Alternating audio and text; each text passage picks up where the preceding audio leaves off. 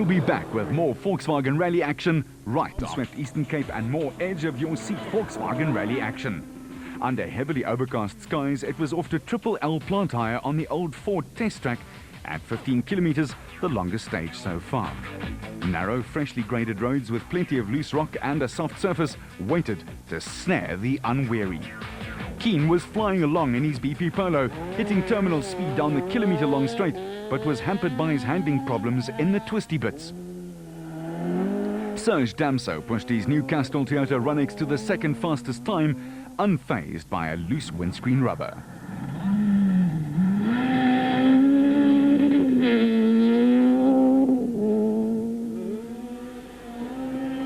Jannie Habich was in a determined mood and added another 3 seconds to his lead. The prize for spectacle on this stage, though, went to Etienne Lawrence, anxious to hang on to the leaders in spite of brewing mechanical trouble.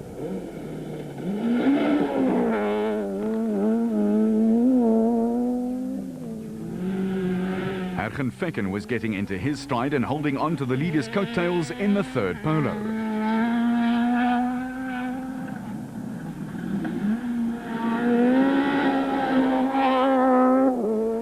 A tremendous drive was coming from Mark Ronier and Chris Birkin. The Castrol Toyota Runx was running away from all and sundry in Class A6.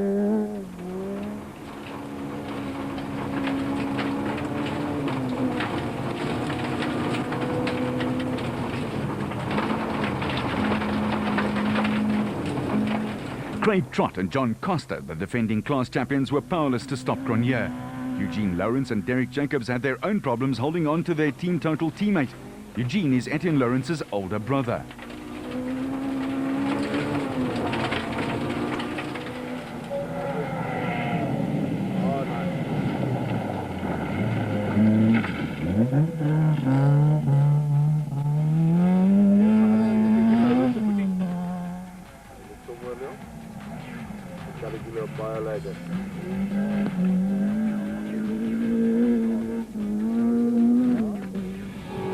Stefan Walken was still running in his new VW Polo, while Schalk Burger set a blistering time in his SB Invest Toyota Corolla. Burger Jr. is the son of the 2001 African Rally champion Schalk Burger Sr.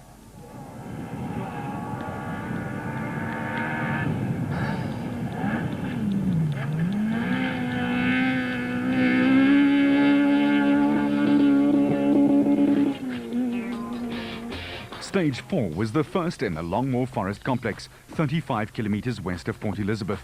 The burnt dead trees, clearly a sign of a ravaging fire that had gone through.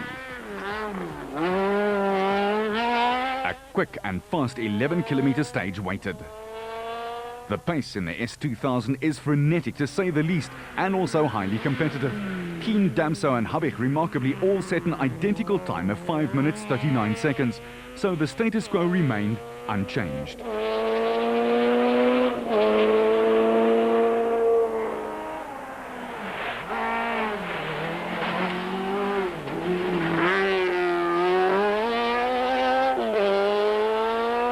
Adding to the close fight, Lawrence and Fecken also set identical times. War had well and truly been declared.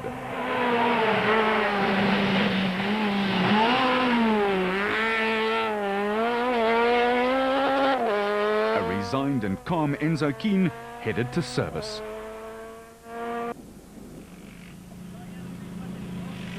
We're finding it quite difficult at front. It's very loose.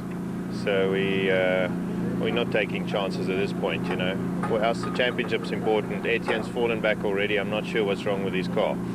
So I think Serge is trying hard to see where his car fits in. I think his car is more competitive. That's already showed. And he's obviously out to see where what he can do with it. And nothing wrong with Enzo's ears. The Runx didn't sound too healthy. We could have been right out. We had a free plate problem in the clutch, caused it to slip, and then there was another stage which we had to then adjust it, and then there was too little clutch. So we ended up having to adjust that after that. But we lost 7 minutes. Lateness, 1 minute 10 seconds penalty. So now we're back on track again and back on form and up to pace again. So, but we lost a bit of time. Now we have to just keep the pressure on and no heroics and get to the end. One person who was giving heroics a try was Fernando Rueda, the Spaniard trying hard to get to the front of the N4 battle. Ryan and Van Heerden were also trying exactly the same thing. Paul Pfeiffer put in a very convincing performance. And who were they trying to catch? This man, Johnny Gemmell, looking very relaxed behind the wheel of his Sassel Mitsubishi. It looked as if Gemmell and navigator Gerard Snyman would be untouchable.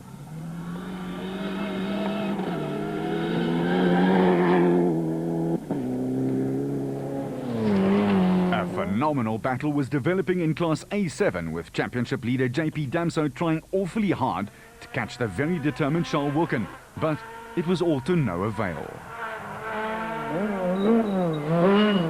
JP found the pace was just too hot.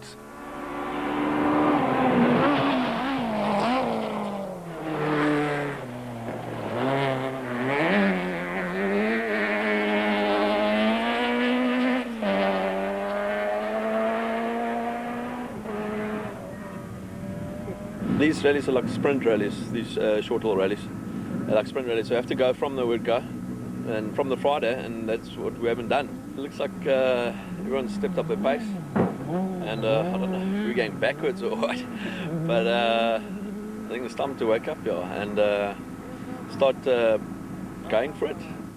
There's lots of work to do in the Trident Press VW camp. Third gravel stage, we had a double caution on the right side and we lost the power steering. So that made it really tough for us. But I was determined that I'm not going to lose the time, because if we lose a minute, then we might as well go home tonight. So we hanged in there and we only lost 8 seconds, which is pretty good. So all that gym work's been paying off. The team, though, took 13 minutes of service lateness and John Williams was livid. On the other side of the coin, it was all smiles in the Toyota team. Look, we're pushing hard. I mean, we're all pushing hard, and you know, it's tight in A7, but so far it's looking good. The team has done a marvelous job on the car. The first few rallies we were struggling and we didn't know what the problem was, and we found a few things wrong, and I must say the car's superb. They did a fantastic job. Stage 5 consisted of a short 8.8 kilometer fast-flowing forest road with a slippery surface, although the first cars through would soon sweep that away, leaving hard-packed road to play on. Keane was taking things easy, not that it looked like it here, and had to curb his instinct to try that little bit harder to catch the leaders. His strategy was to gather as many points as he could under the circumstances.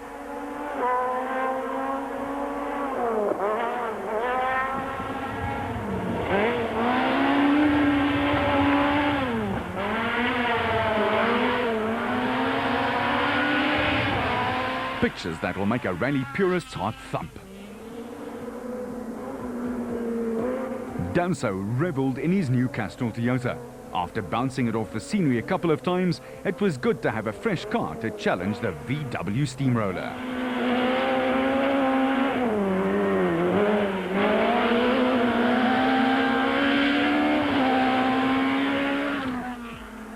But there was no stopping the confident Jannie Habig and Douglas Judd combination.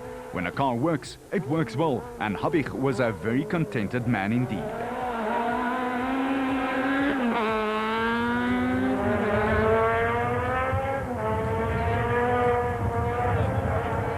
Ergen Fecken was under strict instructions just to bring the car home, which may have taken the edge slightly off his natural exuberance.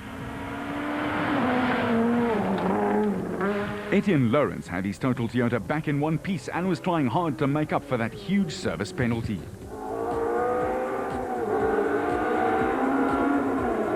After 5 stages, Habig held on to his lead over Damso, but it was clear that the multiple champion preferred his new steed to the old. We had to stick our neck out quite a lot to, just to be in touch with him, but we feel quite comfortable. And we wanted to know, does Volkswagen have a home advantage? It's not easy to keep up with him here in this area, and so far we're quite confident, and the car's behaving itself, and it's the improvement we made, and it did definitely help. And the rally leader had a good look at what was going on underneath there when no one else could see. There's a small exhaust leak, so the guys are just having a look at it to make sure it doesn't get any worse. We took a high-risk tyre, which is a little bit quicker, but the compound is softer and it's more susceptible to punches. So far we've been lucky, but we'll go into the more conservative option now. How abrasive have the surfaces been, and what was the wear like? The wear is not bad, you know, with the four-wheel drive. There's not a lot of spinning, but obviously the punch is really the issue, and one's got to be very careful and try and keep straight lines and not sideways.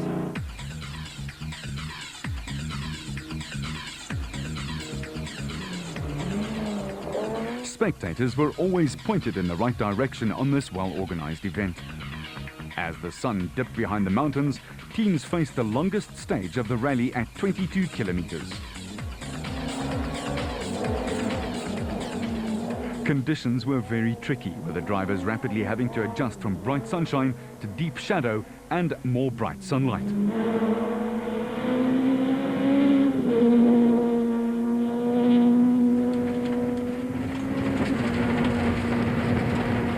And here's a quick tip. Don't you try driving a twisty gravel road at 180 kilometers with only one hand.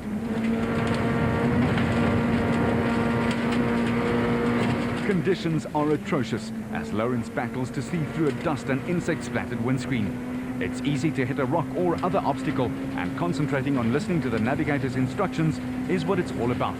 They're not just there for the ride, you know. Keane set the second fastest time in spite of his vision problems.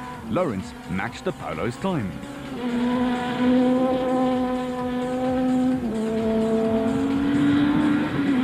Damso lost a lot of ticks on the clock and dropped back from Habich, who could ease up ever so slightly.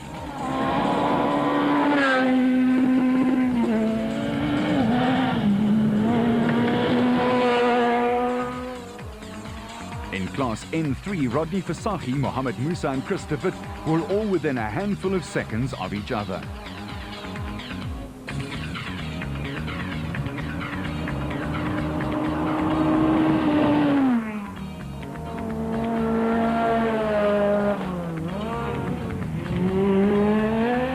The men on the move, though, were Claudio Piazzamuso and Greg Kiriker in their Sassel Toyota Runex. The former world karting champion had a comparatively comfortable 12-second lead over the trio of identical team total Runexes.